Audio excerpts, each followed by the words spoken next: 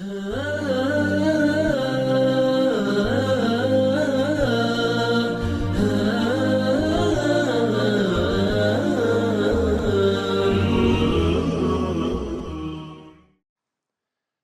الحمد لله نحمده ونستعينه ونستهديه ونستغفره ونعوذ بالله من شرور أنفسنا وسيئات أعمالنا من يهد الله فلا مضل له ومن يضلل فلا هادي له أشهد أن لا إله إلا الله وحده لا شريك له وأشهد أن محمدا عبده ورسوله يا أيها الذين آمنوا اتقوا الله حق تقاته ولا تموتن إلا وأنتم مسلمون يا أيها الناس اتقوا ربكم الذي خلقكم من نفس واحدة وخلق منها زوجها وبث منهما رجالا كثيرا ونساء واتقوا الله الذي تساءلون به والأرحام إن الله كان عليكم رقيبا يا أيها الذين آمنوا اتقوا الله وقولوا قولا سديدا يصلح لكم أعمالكم ويغفر لكم ذنوبكم ومن يطع الله ورسوله فقد فاز فوزا عظيما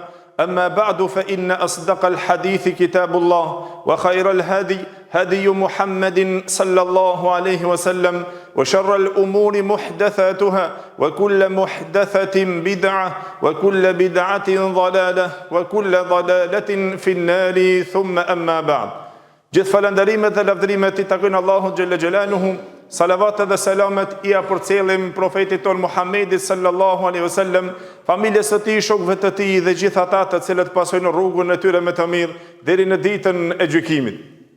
Të dashur vëllezër musliman, nga sprovat e mëdha të cilët sprovohet në njeri në këtë jetë, padyshim se ato janë epshet dhe dëshirat. Pasionit të cilët njeriu sprovohet në këtë jetë, edhe se nga më të rrezikshme dhe më të fortat që bjen në sprov për shkak epshit të tij dhe për shkak pasionit të tij është fitnja e grave dhe tundimi I grave. Ashtu siç pejgamberi jon sallallahu alaihi wasallam na lajmëroi se ai I cili do të mundohet që të I shpëton kësaj sprove, do të gradohet te Allahu xhelle xhelaluhu, që do ta strehon Allahu xhelle xhelaluhu në hijen e arshit të tij në ditën ku nuk ka hije përpas hijes së tij. Dhe ai është burri I cili e fton një grua e bukur dhe me pozitë të lartë, e ai nuk pengohet vetëm se me diçka që është shumë e fortë, ai me forcën që ai e shpreh dhe ajo është duke thonë inni akhafullah, un kam frikë Allahun Gjelle Gjelaluhu. Dhe se pa dyshim se kur kujtojmë vëllezër pastërtin morale dhe dëlirësin dhe ruajtjen e nderit, ne pa dyshim se I kujtojmë pejgambert e Allahut të gjithë të dërguarit e tij, të cilët ishin të ndershëm në krye me pejgamberin e njohur Jusufin alayhi salam. Mirë po valla thua, ka ndonjë përngjasus I cili I shembëllej Jusufit a.s. në umetin e Muhammedit sallallahu alaihi wasallam. A thua ka në mesin ton dikush I cili I shembëllen Jusufit a.s. në mbrojtje nga kjo fitne dhe nga kjo sprov e vështirë dhe e madhe? Ja çka na tregon në vëllezër Ibn Qayyim rahimullah dhe Ibn al-Jauzi rahimullah, na tregon një ngjarje, një ndodhi për një djalosh I ri I cili ishte I udhëzuar në kohën e Umar ibn Khattabit radhiyallahu anhu, I cili ishte që I falte namazet me xhamat dhe prezantonte në namaz me xhamat rregullisht te Umeri radhiyallahu anhu.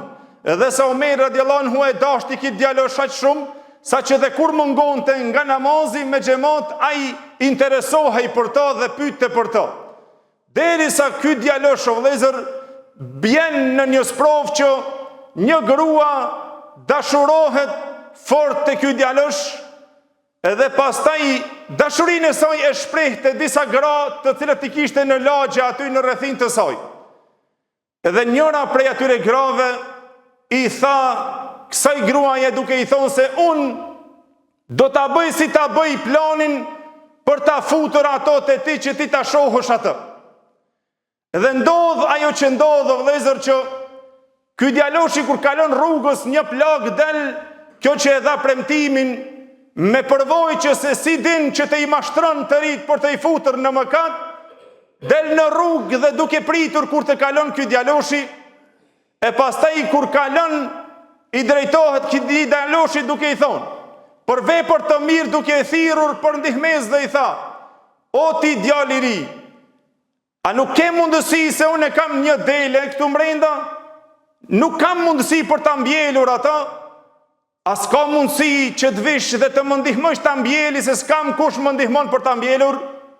Ky djaloshi, o vëllezër, nga dëshira e madhe për të bërë vepër të mirë, futet në shtëpinë e saj, edhe kur shef aty nuk kishte as një dele, as diçka, ajo mbyll derën dhe i tha: "Prit pak, shkoj ta sjelli delen për ta mbjelur."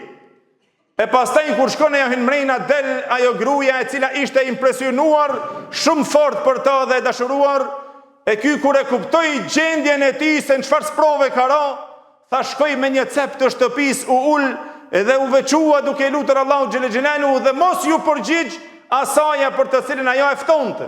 Dhe nuk i përgjigjej as fjalëve të saja, derisa ajo ngulmonte që ta kthen ato që të i përgjigjet në epshin dhe dëshirën të cilën ajo e ftonte.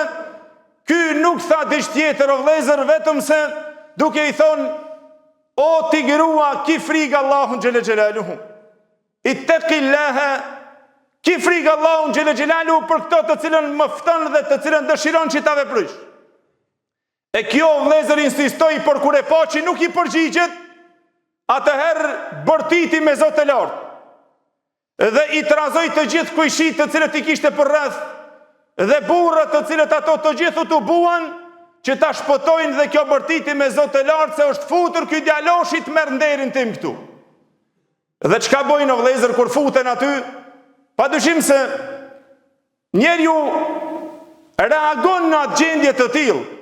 Kur ta shef dikun në shtëpi, mirë, po kur futen aty, kur e shohin djaloshi që falte namaz, ai që falte aty 5 kohë namaz me Omerin radiallahu anhu, dhe se me njëherë çuditemi dhe habitemi, dhe na e kemi një cilësi të tillë që si ta shohim dikan që fal namaz me njëherë, a ky që fal namaz, a?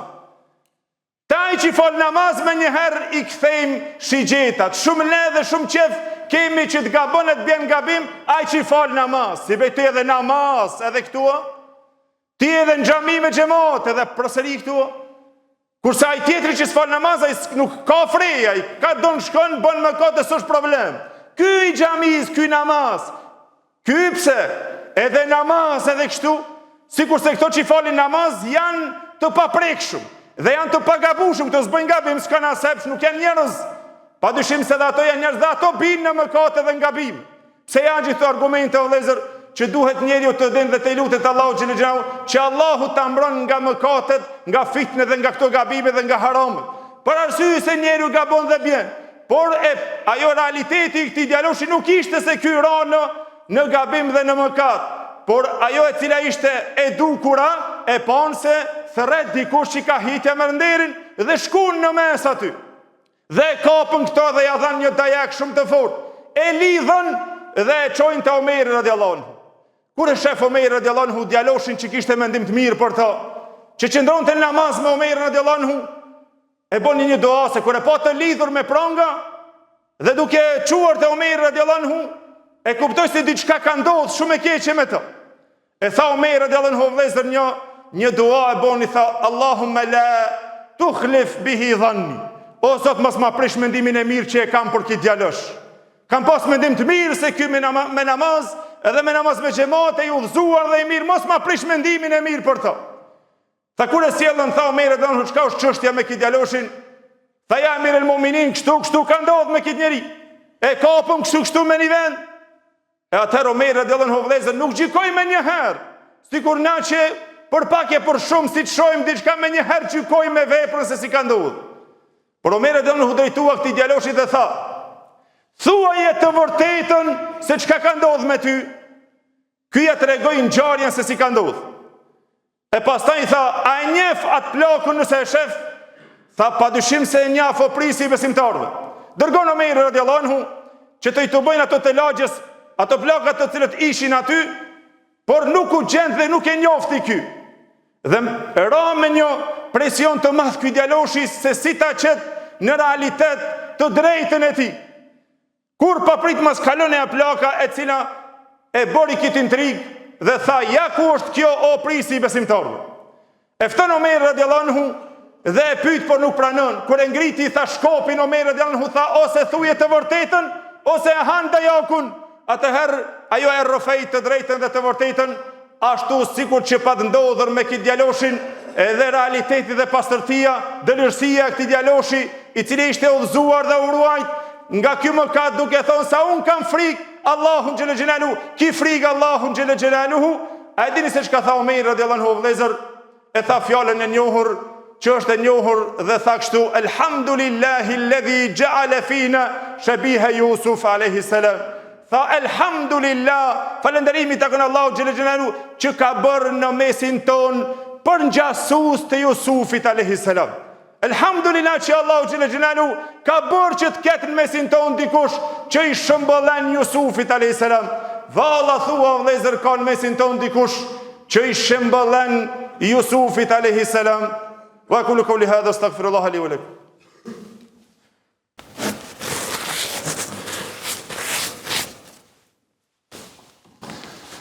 Alhamdulillahi al-ali al-a'la, was-salatu was-salamu ala an-nabi al-Mustafa sallallahu alaihi wa ala alihi wa sahbihi wa man sara ala nahjihi wa qatafa wa ba'd. Të nderuar vëllezër, padyshim se ky tregim na jep mësime të mëdha dhe të pashteshme për ne, për rinin ton dhe për trejat tona, që na ta kuptojmë një gjë se me të vërtet se Allahu xhelel xhelaluhu kur të sprovon, sprovat të vinë ndoshta nga se kujton ti fare. Por ti e mirë se nëse qëndron me imanin dhe besimin tënd dhe me frikën dhe Allahu xhelel xhelaluhu që e ken, Allahu xhelel xhelaluhu nuk të humb dhe ai të ndihmon dhe ai është që i ndihmon besimtarët. Në këtë tregim e marrmi mësimin o vëllezër se ne dhe të gjithë të rinjt të kenë një frikë dhe të i ruhen mëkateve, të cilët me të vërtet është një sprovë e cila është lehtësuar ky lloj mëkati tash në mesin ton, e veçanërisht tash kur fillon dhe stina e verës, me njëherë fillon fitnes sa më shumë, zhveshja sa më shumë, e pastaj ku shkon dhe ku mbaron, vetëm Allahu xhelel xhelaluhu e din, por mbaje këtë parol duke thonë: unë i frigohem Allahu xhelel xhelaluhu dhe të kimi frikë Allahun xhelel xhelaluhu. E lusim Allahun xhelel xhelaluhu që Allahu të ruan trejat tona dhe tri tonë. Allahu të na ruan gjithve nga kjo sprovë. Lusim Allahun xhelel xhelaluhu që Allahu të pastron zemrat tona. Allahu xhelel xhelaluhu të na dhuron pendim të sinqert dhe Allahu xhelel xhelaluhu na bëft nga pasuesit e rrugës së tij dhe na bëft të qëndruar në rrugën e tij deri në ditën kur ta takojmë ato. Aqulu qawli hadha wastaghfirullaha li wa lakum wa aqimus salat.